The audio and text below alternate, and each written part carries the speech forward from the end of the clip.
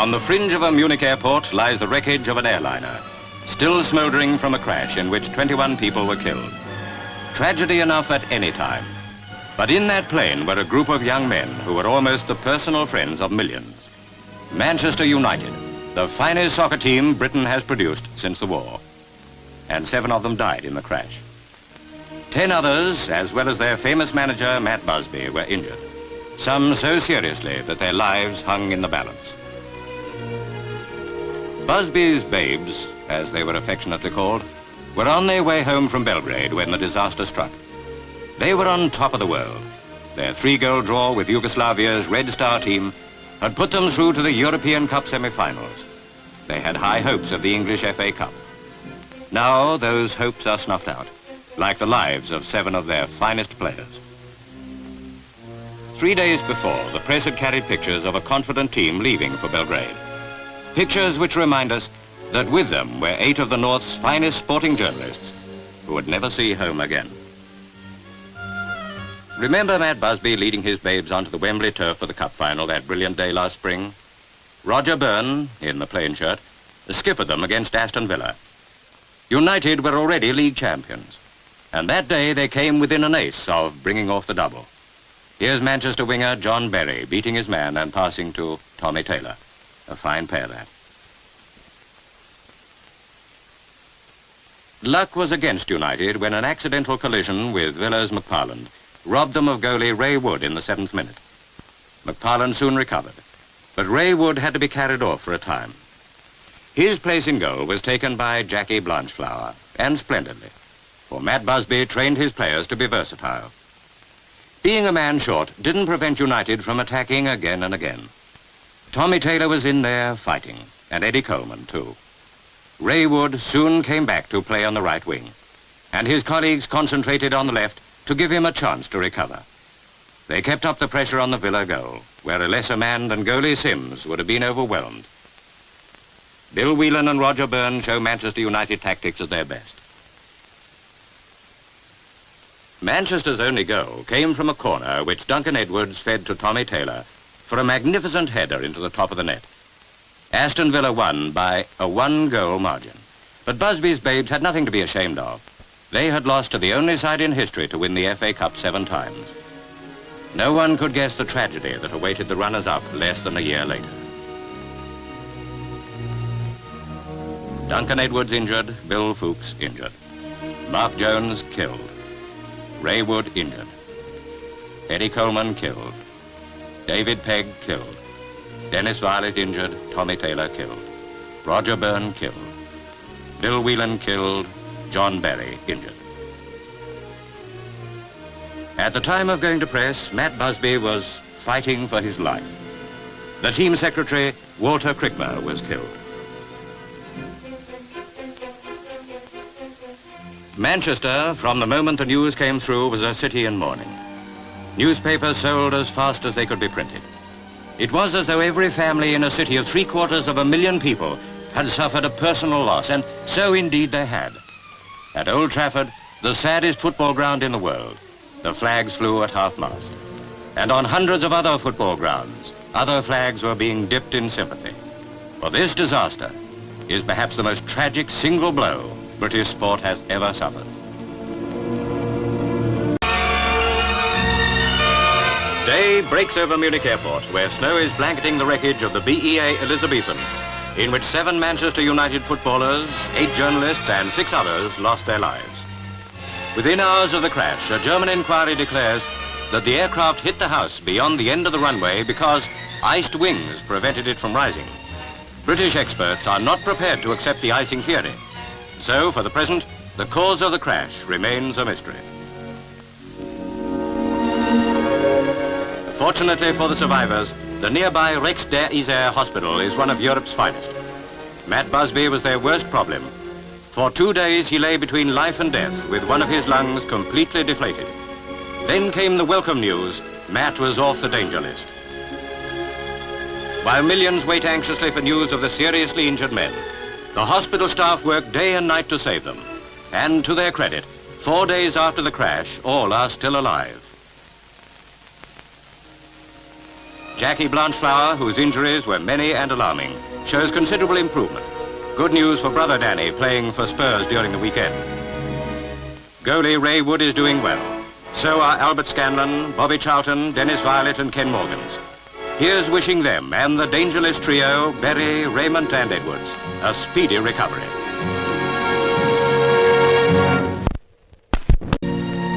The Germans paid tribute from the heart to the Manchester United victims whose bodies were flown back from Munich. On the previous night, 21 coffins were put into the Viscount aircraft that was to take them home. The police of Munich formed the Guard of Honor. Barely a week had passed since the carefree men who made up a great football team flew into Belgrade. Now, members of the German Football Association, airport officials and municipal authorities said their tragic goodbye. Most abruptly, fate closed the door of life on men whose mission it was to bring pleasure to millions. Already arrived at London Airport from Munich were the two hostesses of the crashed airliner and Captain James Thane, wearing moustache, and the radio operator, all fortunate to be alive, but still haunted by the horror they went through. Into Liverpool Street Station came two who survived the disaster unharmed, Harry Gregg, goalkeeper, and Billy Fuchs, accompanied by assistant manager Jim Murphy. Naturally, many people pressed to congratulate them on their survival, but understandably, the men's only wish now was to catch the train home.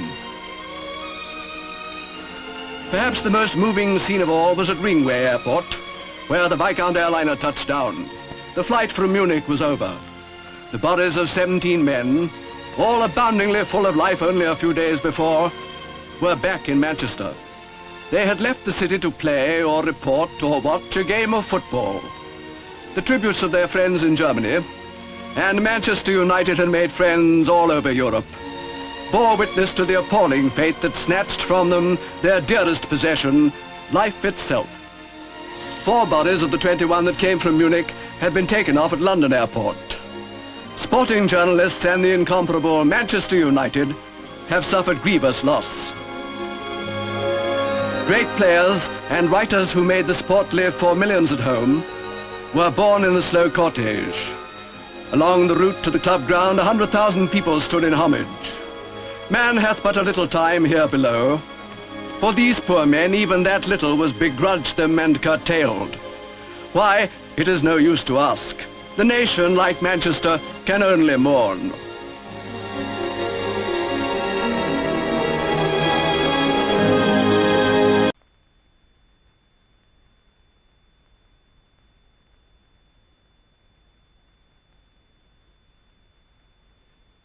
In times of great tragedy, a family closes its ranks.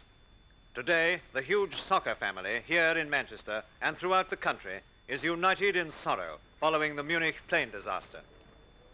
After their European Cup-tied triumph in Belgrade, the Manchester United players, officials and sports writers were coming home. The tragic story is told. Well, I was in the waiting room at the Munich airport, very near the tarmac, which is a small airport and only has one runway. And I saw the aircraft taxiing out in Elizabethan. I turned away, and I don't know, 10 seconds later I turned back and I saw a huge billowing smoke at the edge of the aerodrome. I first didn't think it was an accident because, you know, there was no noise, no nothing. No. Then there were 2 fires. The second one on the left, I think, involving a house. On the edge of the airport lies the stricken Elizabethan airliner after that ill-fated 3rd attempt to take off in a snowstorm. 44 people were on board, including the crew of 6. 7 United players and 8 leading sports journalists were among the 21 killed. 10 players were injured, some of them critically, like their famous manager, Matt Busby, the man who built up the team of champions. It was the first fatal accident involving an Elizabethan. This type of aircraft has carried over 2 million passengers and flown 30 million miles.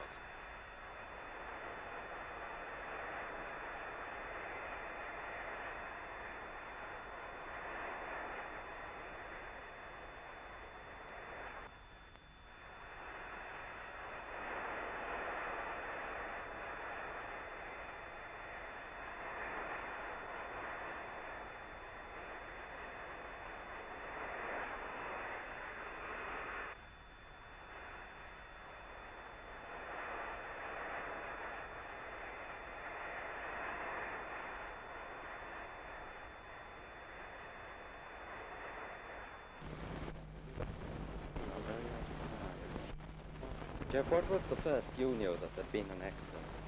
Well, I was sat reading actually in the lounge when a German woman came up to me and started gabbling something which I only understood about half of it, about a plane crashing, and I went and had a look out of the window. And the very far end of the runway, quite a long way from the terminal building, there was this house which appeared to have part of the roof on fire and a lot of smoke and flame generally. What was the wreckage like as you flew over it coming out? Well, we did take off down the same runway.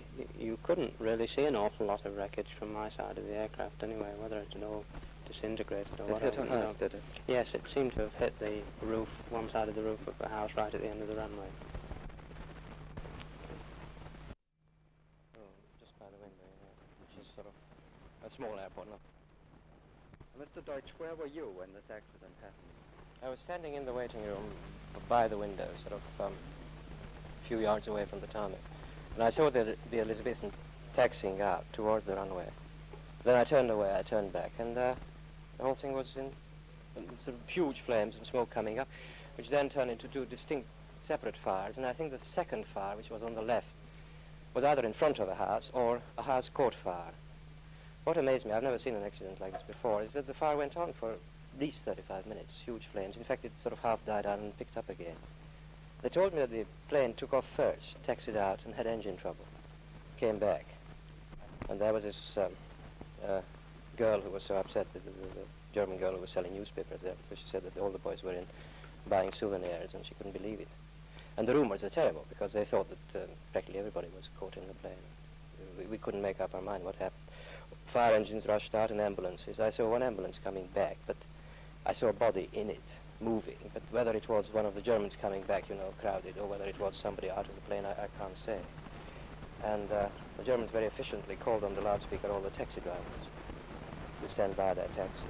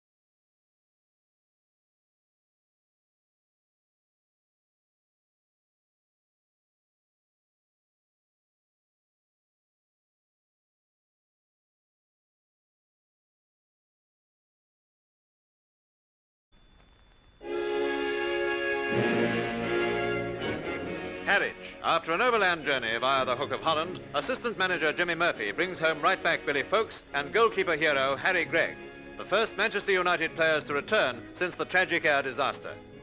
Mr. Murphy flew to Munich, where injured manager Matt Busby charged him to carry on and maintain a tradition of soccer greatness. Now he returns to Manchester with the two players.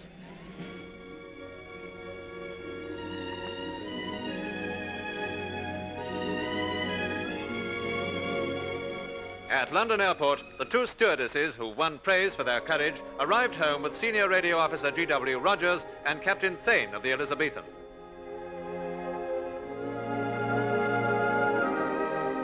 Far away, on the edge of Munich Airport, lies the stricken airliner.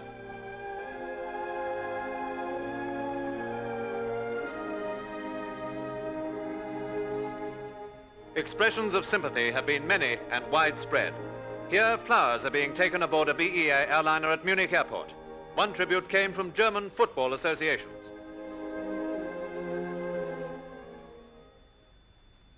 And on a day when Britain's huge soccer family extended its sympathy, the amateurs of Rusholme, Manchester, joined the silent tribute. Today, countless good wishes are directed towards the Munich hospital, and making progress is 𝗕𝗶𝗁𝗵, goalkeeper Ray Wood, and Ken Morgans. Meanwhile, Manchester United fans who cheered their favourites in triumph are now cheering them up with generous get-well gifts.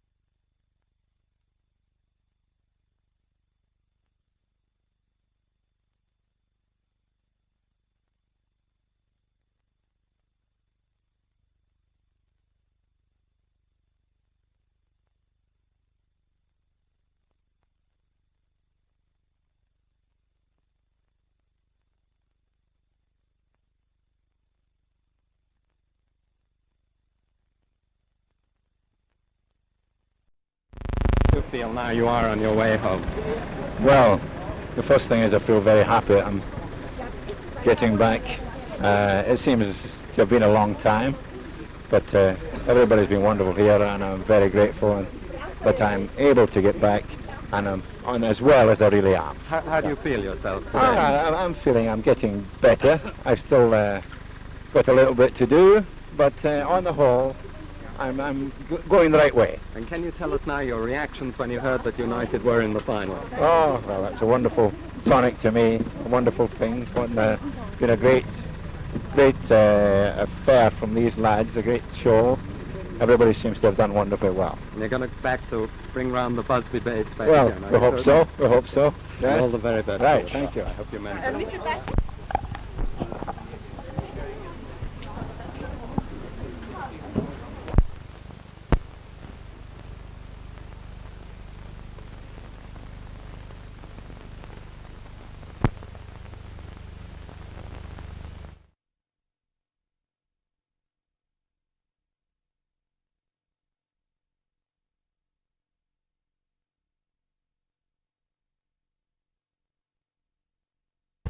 How do you feel to see Mr. Busby go? Oh, we all said Mr. Busby is gone.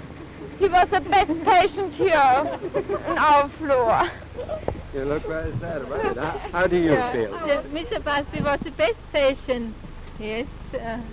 And how about Mr. Taylor? He's the only one left now. Are you happy you've managed to make them so many Mr. better? Taylor is alone here. But we hope he can go in the few weeks after Manchester. Are you all sorry?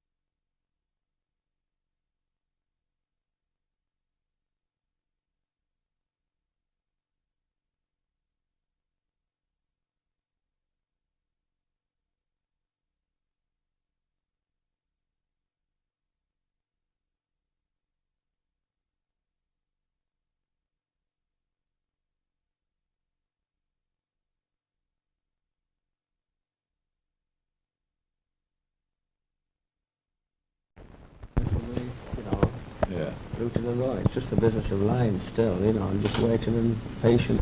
Yes. Well, cheerio, Matt. Cheerio, All the Frank. very best, and I hope it's a winning Wembley for you this year, after last year. I only hope, Frank, we'll see you soon. Well, keep your chin up, keep your figure up. Hope to see you back, Manchester, very, very soon. thank you very much, Matt. Very good. Oh. Well, hello, Frank. Now Matt's gone. You're the last left here in Munich. How do you feel about it?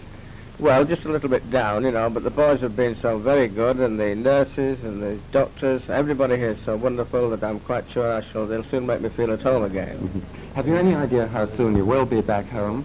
Well, I would think my wife and I are hoping towards the end of May. It's just a little bit of a wound on the leg. They're just waiting until that heals before I can put my foot down. But actually, in my normal health, I'm quite first class. And all bones are mended now, I believe, are they? Well, they're together. Cheerio, Gene, all the best. Pleasant journey, love. Bye-bye, love. Oh, see you down there at Charlton. Good, I hope. That's Mrs. Busby. That's Mrs. Busby, Jean Busby. And